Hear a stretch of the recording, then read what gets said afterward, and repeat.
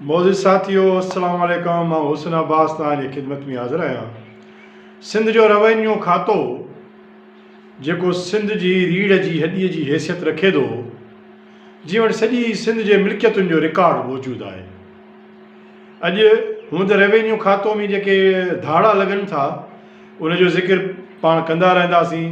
सिंध जे revenue खाते में वेठल जेके सेक्रेटरी आहिनि, डिप्टी सेक्रेटरी आहिनि, जेके क्लार्क मां डिप्टी सेक्रेटरी थिया आहिनि, जेके हर 8 ॾींहं हज पाइण मदीने वेंदा आहिनि, उहे पैसा उन्हनि किथां आंदा आहिनि? एतिरा पैसा उन्हनि जूं दुबई ऐं सऊदीया में होटलूं आहिनि, मिल्कियतूं आहिनि। रेवेन्यू डिपार्टमेंट जा इहे जेके सीनियर मेंबर ताईं इन्हनि वटि एतिरो पैसो जेको आहे उहो कीअं किथां ई धाड़ा कीअं था आणनि, उहो हिकिड़ो अलॻि मौज़ू आहे, उन ते पाण प्रोग्राम कंदा रहंदासीं। पर हीअ सिंध जी करोड़ा अरबा रुपयनि जूं क़ीमती ज़मीनूं जिन जा केस हाई कोर्ट में हली रहिया आहिनि, उन हाई कोर्ट जे हलंदड़ केसनि में उनजी केसनि जी पैरवी कीअं कंदा, ऐं तव्हांखे ॿुधाईंदुसि, तव्हां हैरान थी वेंदो त हीउ केॾो वॾो ज़ुल्म आहे यार। पंहिंजनि ज़मीनुनि जे खातनि खे माना कीअं हीअ छा थी रहियो आहे? छा आहे त 11 नवंबर 2024 ते सिंध जे चीफ सेक्रेटरी सैयद आसिफ हैदर शाह साहब, इंतहाई सुठो शरीफ़ माण्हू, उन हिकिड़ो सर्कुलर जारी कयो त बाबा सिंध जा जेके बि खाता आहिनि उन्हनि जा जेके हाई कोर्टनि में केस हलनि था पिया, उहे केसनि जी पैरवी जे लाइ एडिशनल सेक्रेटरी जे लेवल जो 19 ग्रेड जो ऑफिसर मोकिलींदा। उन हुकुम जे उबतड़ बोर्ड ऑफ रेवेन्यू जे सीनियर मेंबर जेको रेवेन्यू जो चेयरमैन थिए थो, साईं बकाउल्ला उनट साहब, उन 13 नवंबर 2024 ते हिकिड़ो सर्कुलर जारी कयो।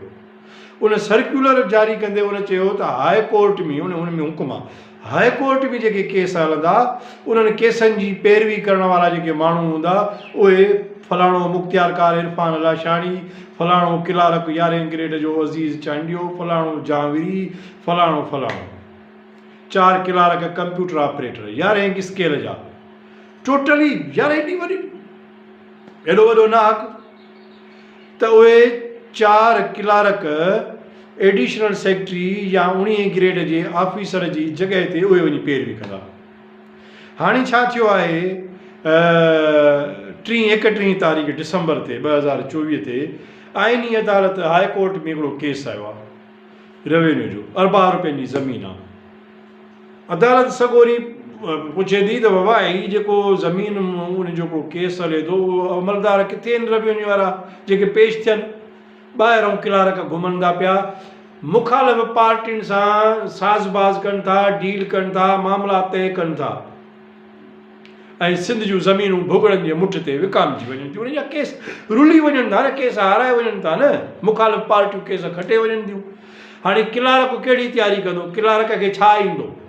क्लार्क हाई कोर्ट जे जस्टिस साहब जे आॾो पंहिंजे इदारे जो कहिड़ो केस पेश कंदो? बकाउल्ला उनट साहब जेको सीनियर मेंबर आहे, सुठो माण्हू आहे, उनखे घटि में घटि यार सिंध जे मिल्कियतुनि जी ईअं त नीलामी न करणु खपे न। क्लार्क मुक़ररु कया विया आहिनि। हाणे उन्हनि क्लार्कनि वरी छा कयो आहे, कीअं ज़मीनुनि खे तीनवाल कराइनि पिया कोर्टनि में, उनजी बि हिकिड़ी डिघी फ़रस्त आहे पाण वटि। उहा बि आउं तव्हां सां वक़्तनि बवक़्तनि शेयर कंदो रहंदुसि। तव्हां बाख़बर त रहो त रेवेन्यू खातो करे छा थो। वरी रेवेन्यू खातो जेके ॿिया ज़ुल्म करे थो पियो, उन्हनि जा सब्जेक्ट टू सब्जेक्ट आउं तव्हांखे उन्हनि जी आगाही ॾींदो रहंदुसि। पर इहो वॾो ज़ुल्म आहे त चीफ सेक्रेटरी जे हुकुमनि जी नाफ़रमानी कई थी वञे, सिंध हुकूमत जे हुकुमनि जी नाफ़रमानी कई थी वञे, ऐं सर्कुलर 11 नवंबर 2024 ते चीफ सेक्रेटरी कढे थो पियो त बाबा हाणे हिननि केसनि में जेको आहे सो एडिशनल सेक्रेटरी यानी हाई कोर्ट में उहो पेश थींदो। उन ग्रेड बकाउल्ला उनट साहब senior member of revenue board, उहो वरी सर्कुलर 13 तारीख़ ते जारी कयो, क्लार्क पेश थींदा। आउं सम्झां थो या तव्हां सभिनी खे उनजी मज़मत करणु खपे इन अमल जी। इहो अमल इंतिहाई ख़राबु आहे। ऐं पाण वरी तव्हांखे अपडेट ॾींदो रहंदुसि त रेवेन्यू खातो में कहिड़ा कहिड़ा धाड़ा लॻनि था। जेकॾहिं तव्हां सां बि रेवेन्यू खातो में को ज़ुल्म थी रहियो आहे, का ज़्यादती थी रही आहे, असां सां राब्तो कयो, ताउन कयो, असांखे उनजी ॿुधायो त